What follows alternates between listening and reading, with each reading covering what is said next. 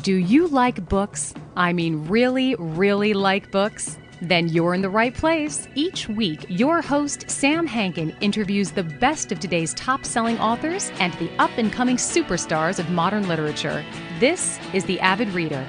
Here is your host, Sam Hankin. Good afternoon, everyone. Welcome to another edition of The Avid Reader. Today, our guest is Phil Klay, author of Missionaries, published by Penguin this month. We last spoke with Phil in 2014. Wow. About his collection of short stories, Redeployment, which, as you know, won the National Book Award and one of the 10 best books of 2014 by the New York Times. He's written a great deal of nonfiction as well, and his work has appeared in the New York Times, Washington Post, Wall Street Journal, Atlantic, New Yorker. The fog of war has become a misunderstood term, much like irony.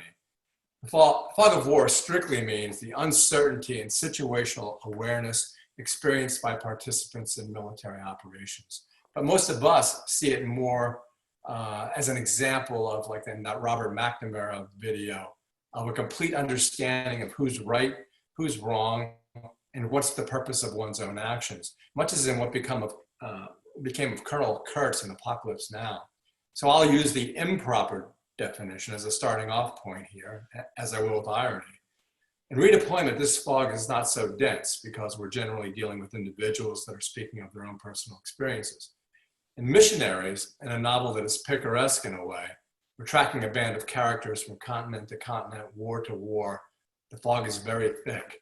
You know, what is a good war? What is a war that we're winning? Who's fighting? Who is good? Who is bad? Who's right? Who is wrong? Or does it even matter? So we meet a score of characters, all well drawn, but our main protagonist is Lizette, a kind of junkie drawn to war for many reasons. Abuelito is a man who never really grows up and pays several prices, both for his naivete and his weaknesses. Mason is a kind of man in the middle, himself in his own little fog. And I could go on, as I always do, describing Juan Pablo, Jefferson, and so many others. But it's time to get to work. So welcome, Phil, and it's nice to be talking to you again. Thank you so much for having me. It's great to be chatting about the book. Thanks. So the two books you've written deal with war in two different ways. One from a micro kind of lens, Missionaries in a very macro vista. Am I right in this? Yeah, absolutely. I mean, the book starts with these kind of individual narratives, almost like sort of little novellas from the perspectives of four different characters, right? And their sort of depiction of themselves and their role in different conflicts around the world and their relationship to American wars and the American extension of power. But then it broadens to a much larger canvas. And, you know, I think one of the things that drove me to write the book was, and to write it in this way specifically is, you know, we often talk about our wars, our American wars, as these discrete things, right? The war in Iraq, the war in Afghanistan, our involvement in Colombia, our involvement in the Philippines, our involvement in the war in Yemen, right? And yet, if you look at the way that American power operates around the world and the way that sort of different technologies of war and even the same people move around, that those distinctions start to blur. Maybe it's that part of that sort of metaphorical fog of war that you're talking about. You know, when you can have a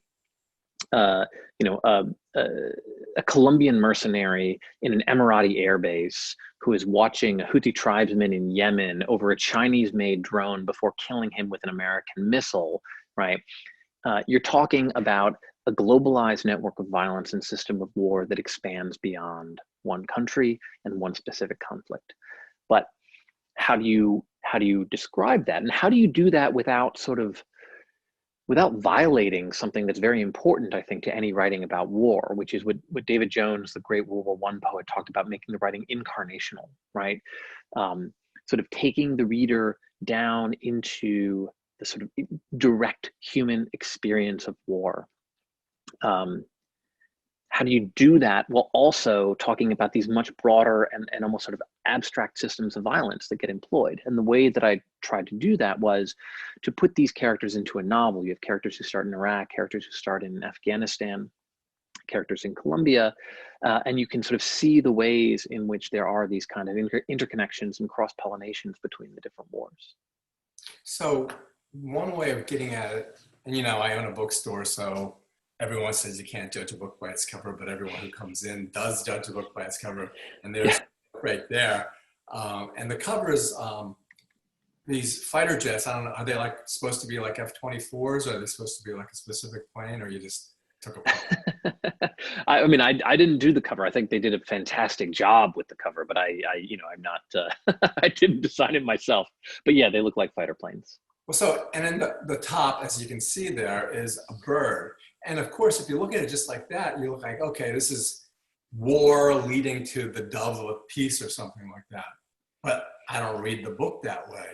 But it is an excellent cover. So my point is, it's because I own a bookstore, because it's not going to be on the front table, or is on the front table, people I think will like the book. They'll definitely pick it up. It's great. The yellow is great.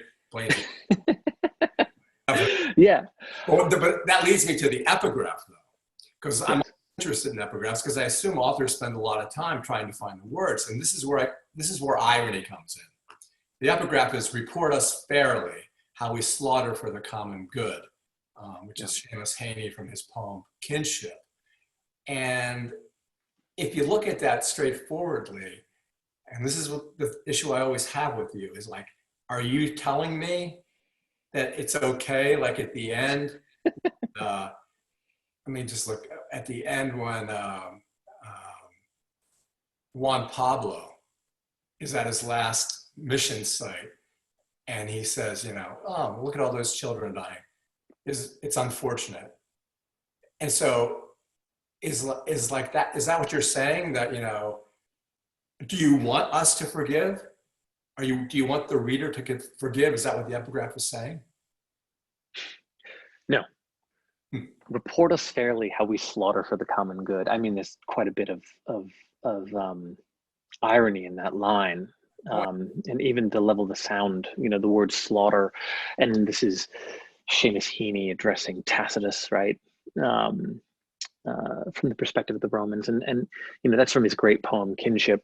And there's this real concern there with, sort of in the natural landscape, this organic, earthy connection to culture and to the past, to histories of violence, but also the way that violence sort of intrudes on organic communities and cultures and destroys them, right? And so one of the concerns with the book is, over the past 2 decades, right? In theory, what we have learned as if we've watched these wars progress, is the limits of what you can do with violent power, the absolute necessity of if you're going to try and interact with another country, including violently, of employing other types of American power, diplomatic, economic, understanding the social context and the cultural context can be determinative for whether or not you're sort of pushing things in a good, more stable direction or not.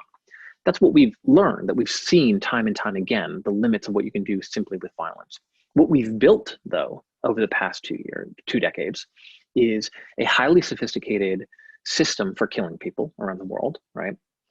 And we let tools of American soft power, like, just if you look at the State Department, is a sort of most glaring and obvious example of that. We let those tools wither, right? And so oftentimes what we are doing is we're trying to effect changes in regions that we don't fully understand using the blunt tool of violence, right? And what does that do? What does that do when it's seen from the ground level? And the way that the novel is structured, there are 4 main characters that we start out with. Abel is from this poor rural region in a province called Norte de Santander in Colombia on the Venezuelan border. And so, we get him at this sort of very much closer to the ground level. Then there's Juan Pablo, who is a Colombian special forces officer, right? We get a sort of Mason, who is a American soldier in the special forces, right? Who interacts with and is a sort of liaison with Juan Pablo, right? Mason representing U.S. interests, Juan Pablo representing the interests of the Colombian military.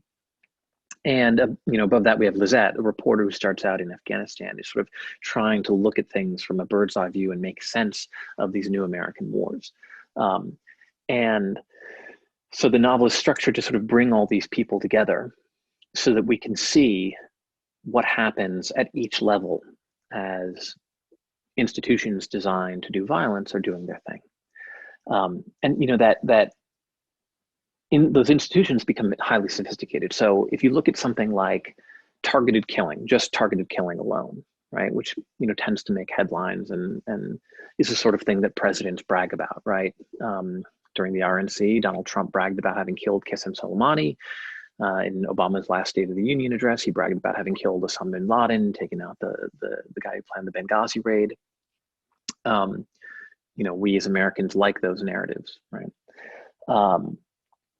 Or at least they're viewed as politically successful, whether or not they relate to actually real progress on the ground militarily. So if you look at how targeted killing has evolved, in 2004 in Iraq, Joint Special Operations Command was doing about 12 raids a month, right? By 2006, they're doing about 250. That's not because the Navy SEALs went to the gym and got, more buff and more worthy of writing memoirs. It's because the system behind them changed. The system by which we tie together not just new technologies and direct action units like the SEALs, but intelligence services and the sort of whole apparatus of military power, of intelligence that allows us to rapidly generate targets and then act on that information. So that system is extremely lethal. If you look at, say, Navy SEALs or Delta Force or special operations teams, most people think they're kind of cool. If you look at drones killing people from a device in the sky, most people think they're kind of creepy. But the drone and the special forces guy, or the special operations guy, those are just the flathead and Phillips head screwdriver at the end of a targeting system. That system is extremely lethal, and that system we've applied around the world. So in Colombia, we helped Colombia start killing leaders of various guerrilla groups, right? And they did the killing, right, at the end stage, but we were intimately involved in providing them with assistance, providing them with electronic signals intelligence, and also with providing them with know-how and helping them develop their skills at doing the same sorts of things that we do. And so, and that's just a sort of, in a microcosm, a small example of how things that happen in one theater sort of migrate to another. And it becomes very, very easy for militaries to reach out and kill somebody in a region. But controlling the consequences of that and ensuring that the effects on the region where we're doing violence are actually to the good, that is a much more complicated thing. Well, staying with the way you're talking about it in such a dry way without talking about someone being cut in half with a chainsaw. Yeah. If you look, scene from the book, yes. Right. But if you look at the government of Colombia, you got far-right paramilitary groups, crime syndicates, guerrilla groups, Revolutionary Armed Forces, FARC, the National Liberation Army, the Popular Liberation Army. And in the book, I'm not going to pronounce all these right. Cocaleras, guerrillas, paracos, those bandits, police, soldiers. So here am I. And you did this in some of your other interviews about what am I supposed to say either to the soldiers returning, hey, I can't imagine what it must have felt like, or thanks for your service. But here, Americans are going in, I have no idea who's right. Like 10 groups. I have no idea who's right, why we're there, what our goals are. And how, you can't explain that to me. Can you explain that to me? Who's right? Good guys. Well, I mean, I don't think that there's a clear good guy, right? I can certainly explain to you the different sort of institutional incentives of the people, right? Like if you're a guy in the special forces, right, and you're looking at how business is done, what you think makes sense, what options you have available to you, right? That I can talk about. I can talk about, if you're Avel in this region, what are the choices that he's presented with in this world that he's grown up in, right? What are the dangers that he needs to navigate as well as the opportunities? What are the incentives for the various actors? I don't think it's so easy. I mean, certainly there are definitely bad guys in the book who, you wouldn't call, for example, there's a character named Jefferson, who is a fairly, I think, evil figure. It's safe to say. How did you pick the name Jefferson? um, you know, it seemed to fit. It seemed to fit, um, and occasionally, you will, be out in a very, uh, you know, you'll find people with names like, named after American founding fathers, right? Um, or sort of dramatic figures from history. And Jefferson just seemed like it felt right. I don't want to sort of go through the whole process. It just, sometimes as you're going through and you're sort of thinking like, what should this character be named? It just seemed to make sense, and I think it was the right call. We'll put it that way. Yeah, and me, I don't like I mean, you have a narrative and it's the right narrative, but I always take you away by asking these extraneous questions. So it's interesting how the West comes into the book through movies, and specifically like Sylvester Stallone and Steven Seagal. Right. At first it seems like a little thing, but when you think about it, it's kind of a really big thing. Mm-hmm. So what is that?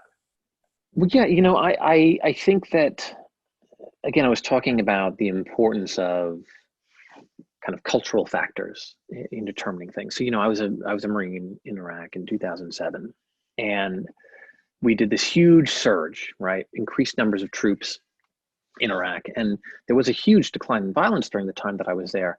But that never would have happened had there not been a kind of homegrown political and social movement known as the Ambar Awakening that was reacting to events going on in Ambar in ways that were very different sometimes than the Americans like to portray them as, right? And so we experienced what we thought of as great success in 2007 and 2008 because the social and political considerations for the people there changed dramatically. And then when the social and political and cultural factors changed again, all those gains sort of evaporated, and you had the rise of ISIS. And so these sort of, Clausewitz always talks about the moral factors in war, right? As being incredibly important.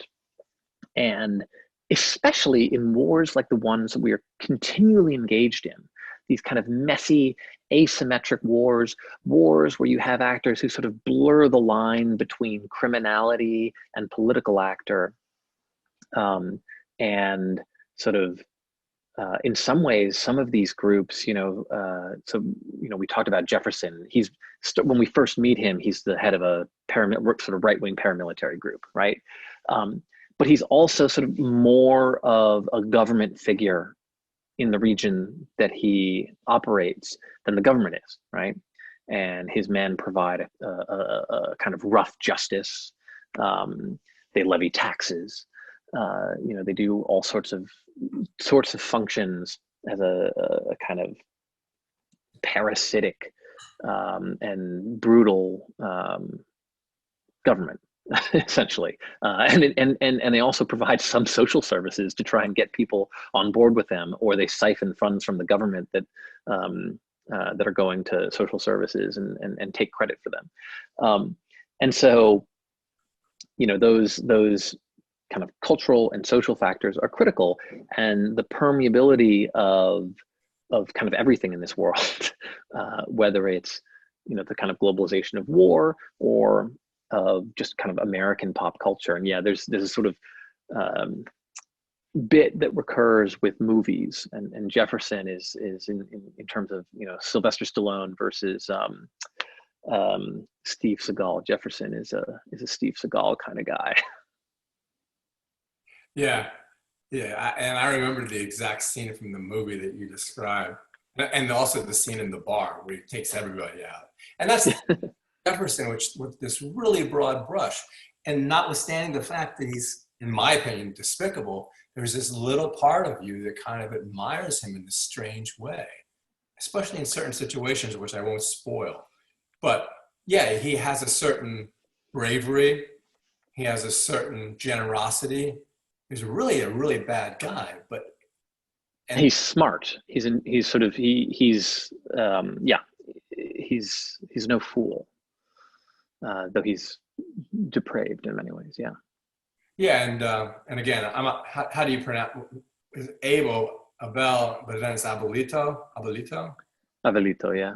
And so Abelito becomes not his lackey, not his servant, not his slave, but he becomes theoretically his right-hand man, or the little thumb or whatever on his right hand. And how did you come up with that? How did you come up with the idea of someone who was, he's not a bad guy at all. He No. liked to be good, and he tries to be good, and he tries to put the past behind him. But yeah, so he we start out with Abuelito, and right. he his whole family is massacred, and he survives and is essentially homeless for a little while, and then is taken in by a little gang that is associated with the paramilitaries, right? And so that's his only place to sort of exist in the world, because the place that he came from, the place that had provided him with, everything that he was, is just wiped away. It's destroyed. And so he rises up in the ranks of the paramilitaries, but not because he's really good at violence, but he ends up almost being like the civil affairs guy for Jefferson, where they'll have these little side projects that they do in the towns, and they have a lot of interaction with local mayors and political players, because the paramilitaries are a political organization, right? And he shows a facility with that sort of thing. He's smart, and Jefferson sees that and makes him into, sort of one of his, the paramilitary in his organization who primarily handles that sort of thing. But understanding sort of social and political context is related to the violence they do too. So there's a congressional election in the early part of this millennium, where after the election, Jefferson sends him out to look through, which town voted for which political party, right? And this is something that actually happened. The political scientist Abby Steele has a wonderful book on this, in the ways that paramilitary groups used electoral data to figure out actually what communities to target. And so in advance of the presidential election, there's a town that had voted sort of the wrong way politically, or the way that the paramilitaries didn't want.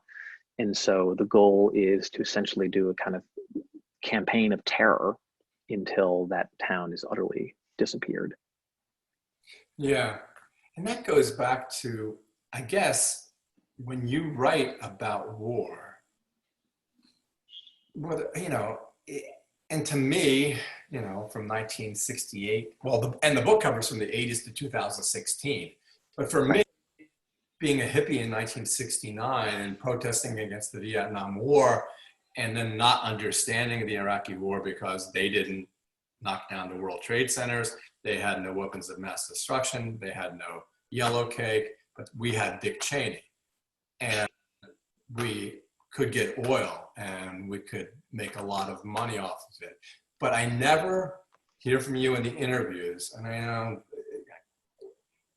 it's not really right to talk to you about this in the sense that I'm not saying, I don't know. I guess I'm saying is, what do you actually think about the value, if there is any, of any of these wars, whether it's Grenada, Nicaragua, or going up San Juan Hill? Right.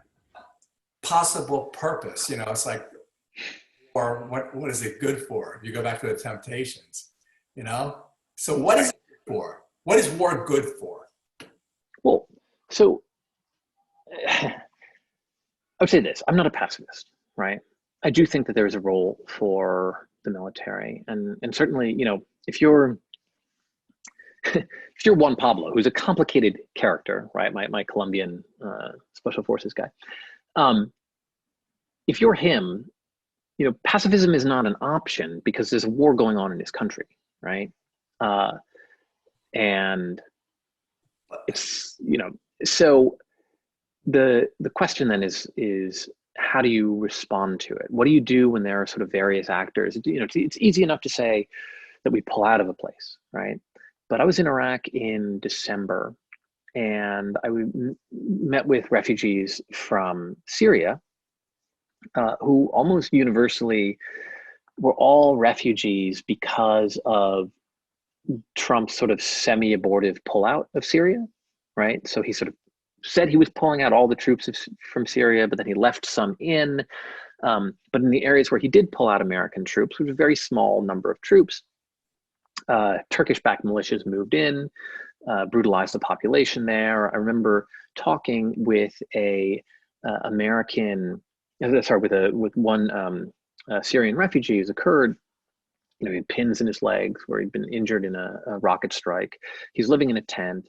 His wife is pregnant. He's got 2 kids, and he's furious that the Americans pulled out their small troop presence in that region because it left them to the depredations of these Turkish militias.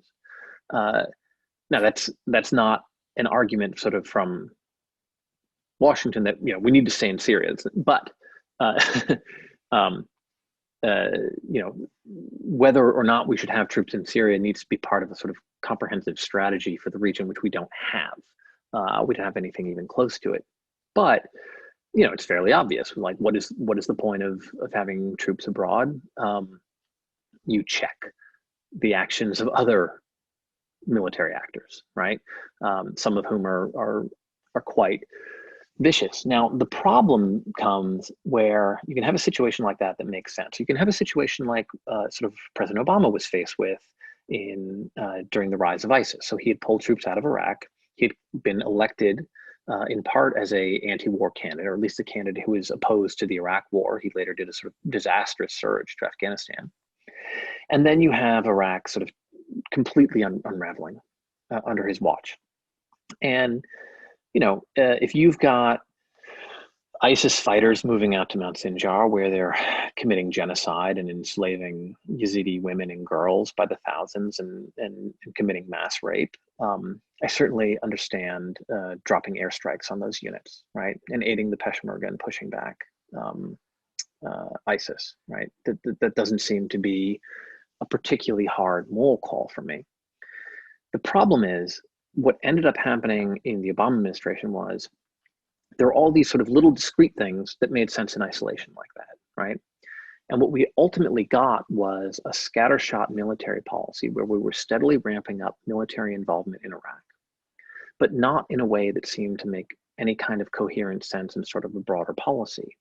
And so we're doing one thing in Yemen and another thing in Iraq and another thing in Syria. The policies don't really mesh together because in some way they're brought up as a kind of whack-a-mole, deal with the sort of put out fires kind of thing. And I think that if you're going to be killing people abroad, it needs to be part of a much more serious strategy that can justify not just sending American soldiers into harm's way, but also killing people, right? Because the consequences of violence can rapidly spiral out of control. It creates second and third order effects that can be devastating. And I don't think that we think seriously enough about how we're employing force. We like to localize the violence into little discrete stories that make sense to us, right?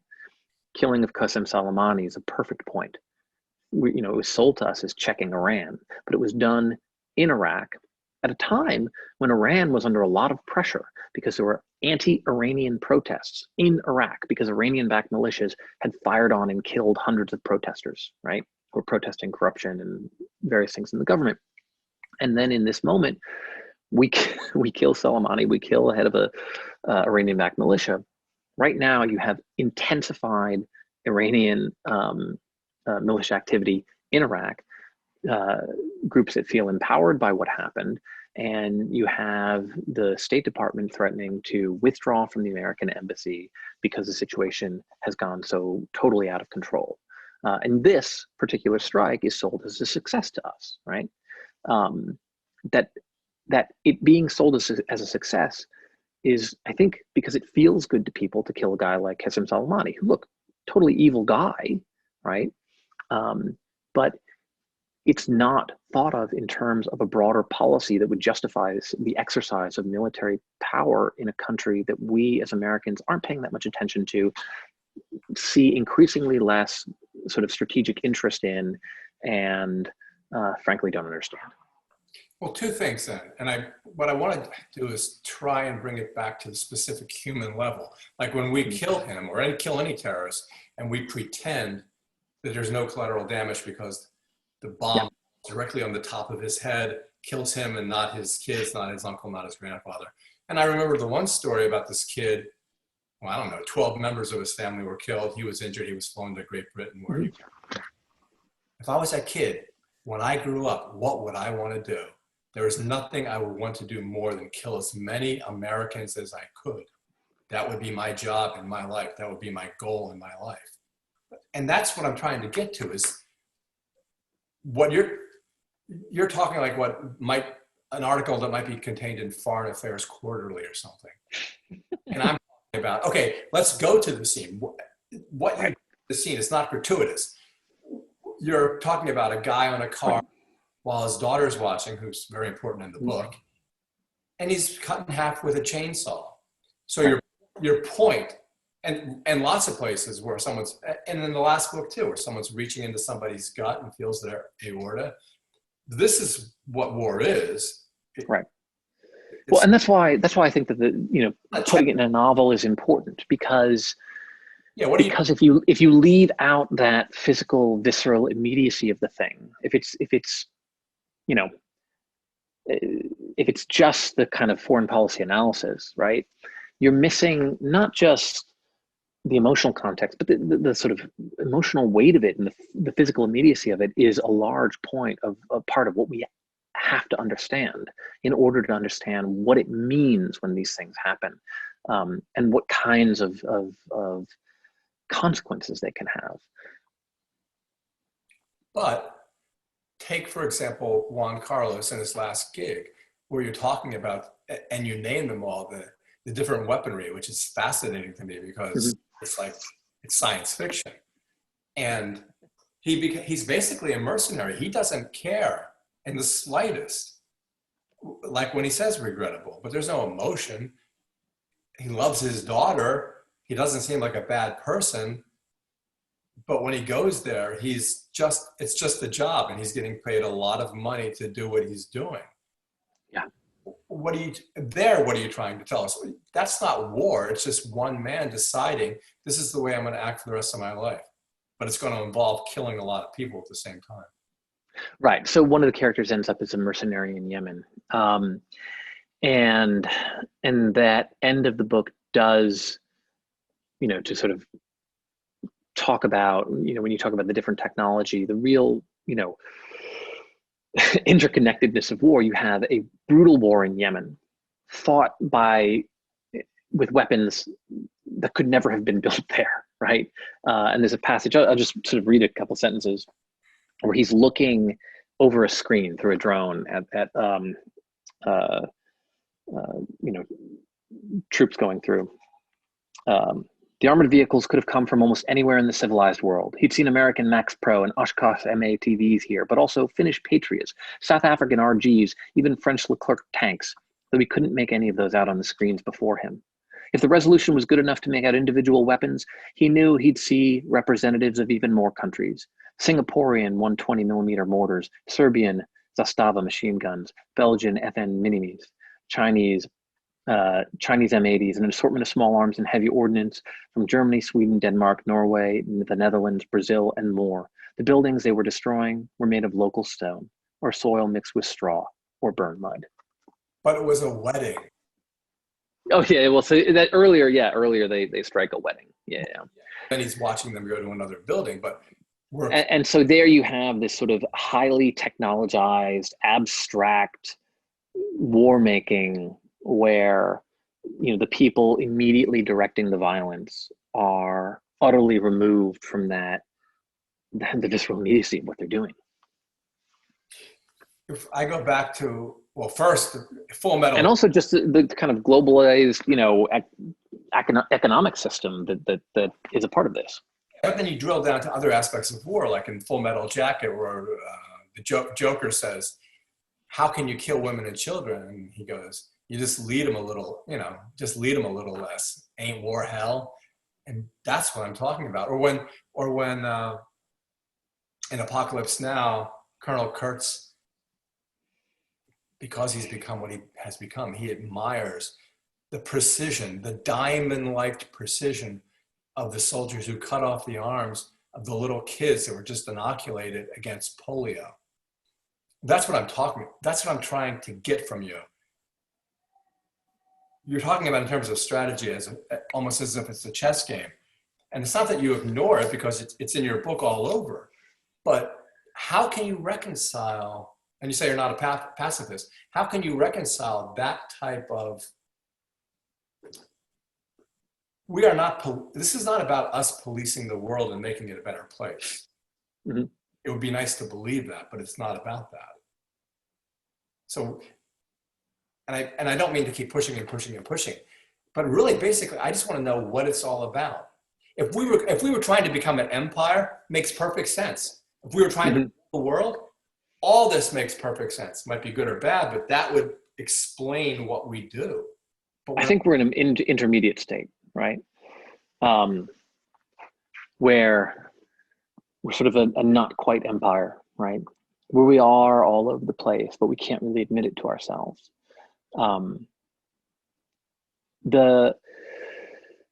As far as each character has their own sort of ideological justification for what they're doing and what they're trying to doing and how they're trying to influence their own institutions, right? That they're a part of, and that are a part of war making. And so you kind of get very different sensibilities from, you know, the four main characters, but also from somebody like Louisa, who becomes sort of she sort of works in the community and works with victims of the violence afterwards, and has to navigate in a space where she's trying to help former participants in the war, people who've been victimized by the war, in a place where conflict has not exactly ended, right? And where some of the same violent actors sort of cycle back through. And her, you know, what drives her is going to be very different from what drives somebody like Juan Pablo or from an American soldier like Mason. Why does Lizette want to go to a place where we're winning a war? Lizette has been in Afghanistan and is burned out, and she wants to go to some place she wants to go to a good war, right? She wants to go to some place where she can feel good about what American military might has done. And Colombia is sold to her as that place because the FARC was the novel is set and, you know, goes to 2016. And that's when there was this, you know, historic peace accord that was signed with the FARC, this, you know, the longest running insurgency in the world. And one of the reasons that was signed was because the FARC had suffered a series of crushing military defeats that came on the heels of a large package of military aid that started at the end of the Clinton administration called Plan Colombia, which actually Joe Biden helped put together. And so the Colombian government, headed by Alvaro Uribe, who is currently in actually quite a bit of legal trouble because of his ties to violent paramilitary groups and other things,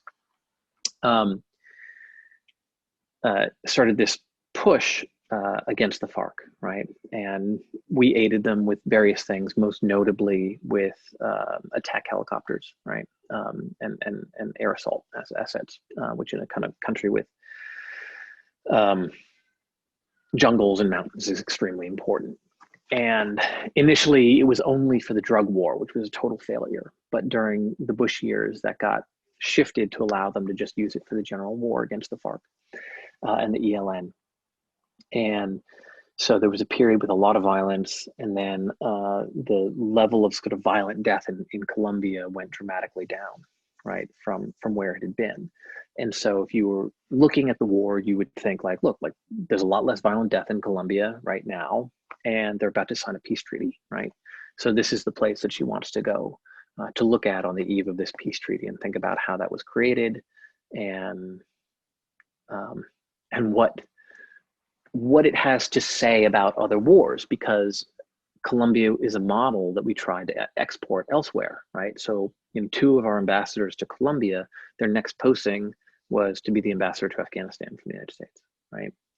And one of them, William Wood, later said that of all the places that he'd served, there was nowhere where there was more going on than Colombia, and he included Afghanistan in that. Okay. So the only good war that I know of is World War II, because it was a war that had to be fought. It was a good war in that we were trying to save the world from a despot who would have destroyed it. That was a good war. And but I can't think of a good war since then. And I think you're saying there are, but I can't see Vietnam or Iraq or Afghanistan. I mean, Afghanistan was bombed into dust by the Soviets before we even got there. Mm-hmm. Oh, well, I mean, part of the narrative of the novel is to find that the Colombian concept is a lot more complicated than it is sold to her, right? So the idea that Colombia is the good war is I felt that people would read that with a certain degree of irony. And that's why at the beginning I talked about the misinterpretation of the fog of war and irony, and the irony of the epigraph for that matter. Mm-hmm. But how does irony really play into this picture? I mean, yeah, I'll say this because, I think that sometimes with war writers, people expect them to write sort of a more straightforwardly anti-war account, right? Right. Or to have more brutality, right? I mean, and I could have made the actors in this a lot more brutal, right? I could have made Mason less thoughtful. I could have made Juan Pablo have have a much more brutish sensibility, and I could have patterned him off of real people if I wanted to. But I think the issue is, for me as a war writer, it is more important to me, I think it's easy to depict a brute doing brutish things, right? And to say, look, war is bad. I think it is more useful or more interesting to me, and certainly more troubling, to look at people who I think are genuinely trying to do good, right? And they're also self-interested. And sometimes the line between sort of, their ideals and their self-interests and the lies that they're telling themselves, those things kind of get blurred. And I wanted to show you like how there are these sort of structures, right, that these people are a part of, and institutions that these people are a part of that have their own incentives and their own kind of inertia to them, right? Their own kind of momentum. And that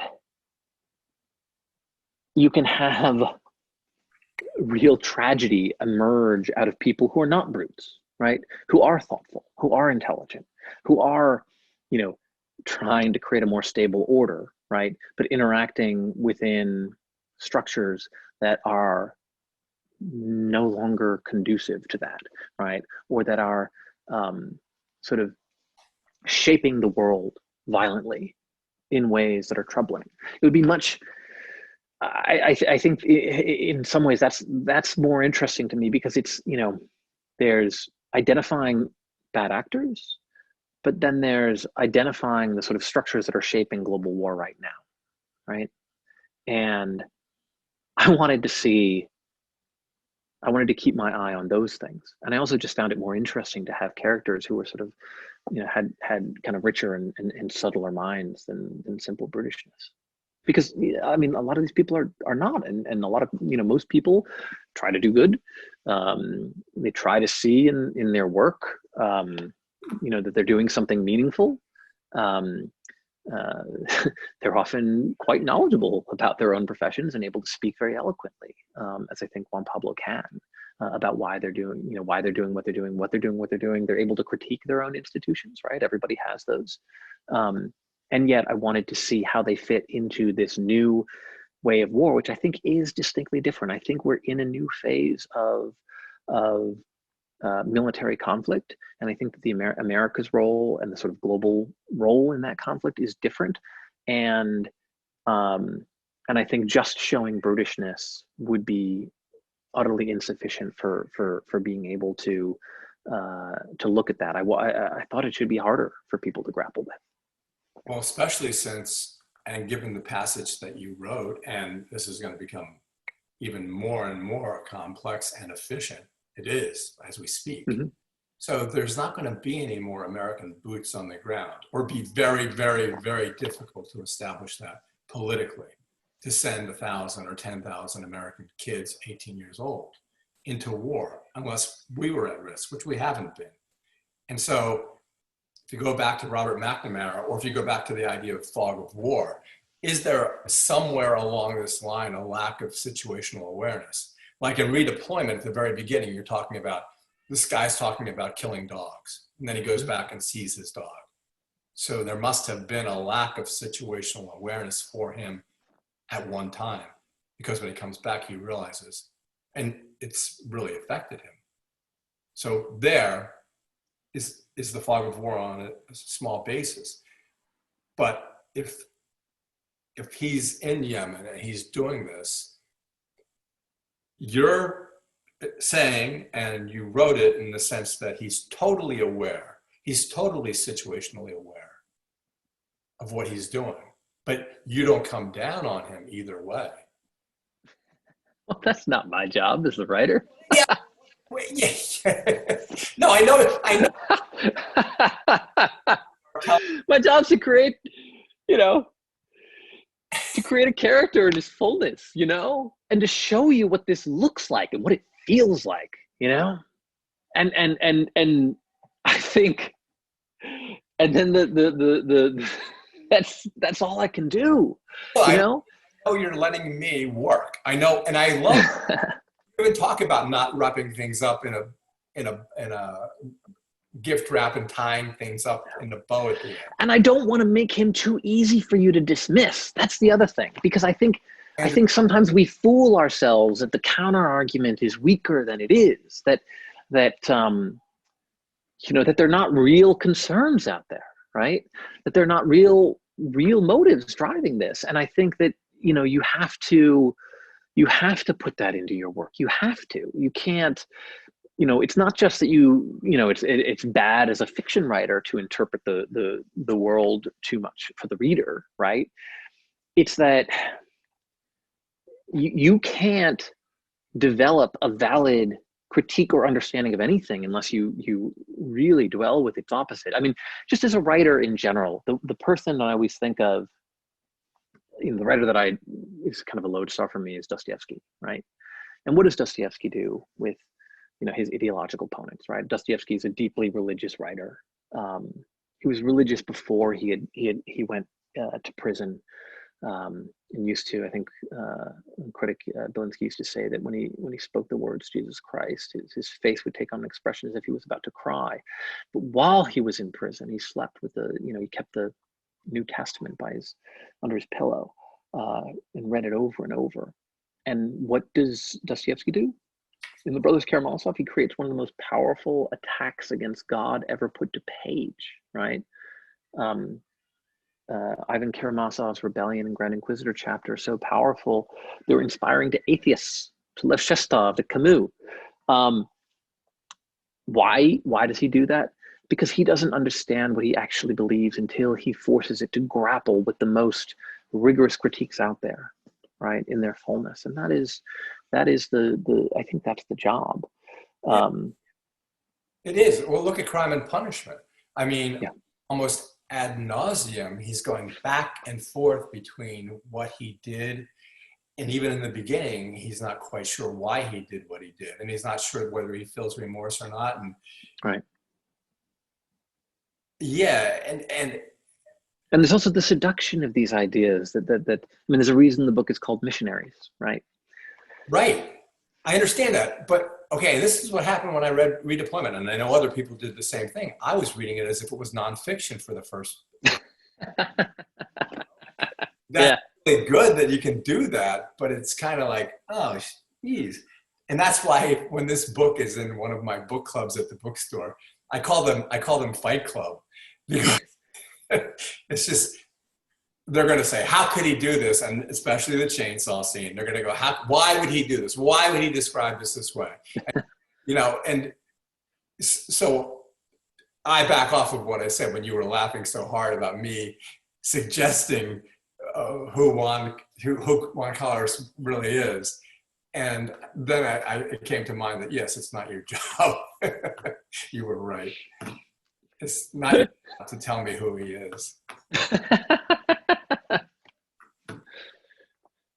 Yeah. It's fascinating because I still want to pin you. I still feel like I want to pin you down. I know. I can feel it. And then, okay, a way of trying it. And I'm saying this because you've written about it. You have this faith. You have this strong faith in Catholicism. Yes. So if Jesus came back and saw what we do, would he turn the other cheek? Would he kick the money changers out of the temple? Your bracelets, what would Jesus do? What would he do? How would he respond? Described. Well, I'll say this. The novel is called Missionaries, right? Yeah. Each character has a very strong ideologically inflected viewpoint, right? And they're part of institutions that are reshaping the world. I was talking to a priest this morning, and he was talking about how, he said, in the Gospels, what is the sin that Jesus is always coming back to time and time again? Hypocrisy, especially religious hypocrisy, right? And he goes, in all my years, priest is in his 80s, no one has ever gone into the confessional and said to me, I'm a religious hypocrite. That's a good point. I could see myself doing that, though. Well, I got a priest who'd be happy to hear from you. And I've asked whether I'm in therapy or whether I'm seeing. Well, I was in Key West and there was this fortune teller, and I walked by and he goes, I've read your fortune before. I said, no, you haven't. He goes, yeah, I have. And I said, no, you haven't. But then I got kind of, okay, that's interesting. Let him read that. And the question I asked him was, who am I? And he goes, in all my 30 years of doing this, I've never heard anyone ask that question. And the reason I do it is because, and you must have it too, is there's this commentator that you have that's outside of you. Mm-hmm. And yeah. That's what, I think that's part of what, people don't listen to one another. And if you saw like the debate last night, nobody's really. Don't remind me. That was. Well, and that's the thing. Everybody feels the same way, but the upshot of it is just like in war. I mean, okay, this was a shit show, and as I've read 6 times the same term over and over again, and these are the 2 choices we have, and that's not a book. That's the real world. That's what's happening. And you're analyzing this as if there's this majority of people who want to do good. And you may be criticizing Obama, you may not be. You may be criticizing Joe Biden, you may not be. But if you're talking about Trump, there's no agenda there. Oh, yeah, no, it's utterly incoherent. I mean, in many ways, in terms of military policy, he's continued in the things that Obama's done. I think that he's done something truly despicable with his pardons of war criminals, and I think it's actually it's dangerous. I think it's something that's dangerous for even a purely pragmatic level, just the effectiveness of our military, but also its honor, and it's just deeply disgusting and immoral, just utter abuse of his power in the most vile way. So, yeah. Yeah, but are you suggesting that there aren't people like him, that there aren't heads of state that are not like him, that are willing to let people die for no particular reason at all? Well, there clearly are. Yeah. I don't think you can look at my book and say that it's not not aware of that. I don't know. I don't know I guess I don't know what to make of you. And I still don't know what to make of you. And I didn't the last time I interviewed you about redeployment. Because you know what? In your book, there's people who love war, who love the concept of war. And I don't know whether there's something in you. This is really insulting, and I don't mean, well, no, I guess I do mean to be. It's like, is there a part of that in you? Is there a slight part of that in you that loves the concept of it? I think you only write out of, I think there's a part of this in all of us, right? I don't think these things, and this is again one of the reasons why it was important to me to write characters I felt were sort of rich, who you could understand, because I do think this is something that sort of all of us can understand, right? I think that sometimes we think of kind of making characters empathetic as if you're sort of like justifying them.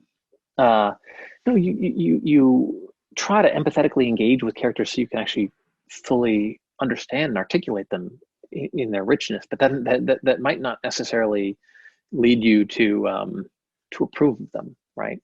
Or excuse them. So yeah, and one of the reviews was like implying there's too many characters and all this stuff, and they're not. I mean, and to keep the missionary thing, it's almost as if they're apostles in a way.